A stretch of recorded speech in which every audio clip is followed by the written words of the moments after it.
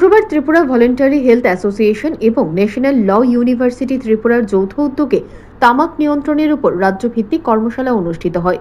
এদিন ল কলেজে রাজ্যভিত্তিক কর্মশালার আয়োজন করা হয়। সেখানে উপস্থিত ছিলেন বিধানসভার মুখ্য সচেতক তথা বিধায়িকা কল্যাণী রায়, ত্রিপুরা ভলেন্টারি হেলথ অ্যাসোসিয়েশনের সভাপতি ডক্টর শ্রীলেখা রায় ও অ্যাসোসিয়েশনের মুখ্য কার্যকর্তা সুজিত ঘোষ সহ অন্যান্যরা।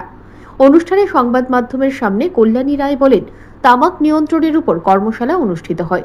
বিভিন্ন স্টেক হোল্ডার, বিভিন্ন দপ্তর ও পুলিশ থেকে শুরু করে সিভিল অ্যাডমিনিস্ট্রেশন সকলকে নিয়েই এই কর্মশালার আয়োজন করা হয়েছে।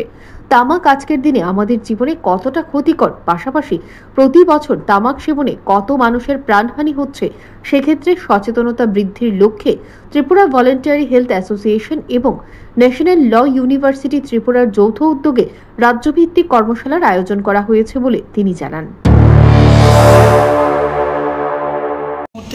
ত্রিপুরা ন্যাশনাল ল ইউনিভার্সিটি ক্যাম্পাসে রয়েছি। আজকে সেখানে state level multi stakeholders একটা ওয়ার্কশপ আছে অন টোবাকো। তো এখানে বিভিন্ন স্টেক হোল্ডার্স, বিভিন্ন ডিপার্টমেন্ট, পুলিশ থেকে শুরু করে সিভিল অ্যাডমিনিস্ট্রেশন সবাইকে নিয়েই একটা অনুষ্ঠান চলছে।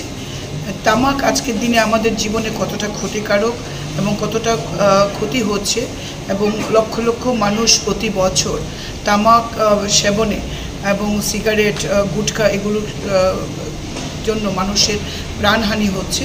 তার জন্য সে সচেতনতা বৃদ্ধির লক্ষ্যে ত্রিপুরা ভলেন্টারি হেলথ অ্যাসোসিয়েশন এবং ন্যাশনাল ল ইউনিভার্সিটি ত্রিপুরা এরা যৌথ উদ্যোগে আজকে একটা সেমিনার এখানে হচ্ছে। আমাদের লক্ষ্যই হলো যে মানুষকে সচেতন করা, মানুষ যাতে এই ক্ষতিকারক টোবাকো অ্যান্ড সিগারেটস, গুটখা এগুলো থেকে মানুষ বিরত থাকে।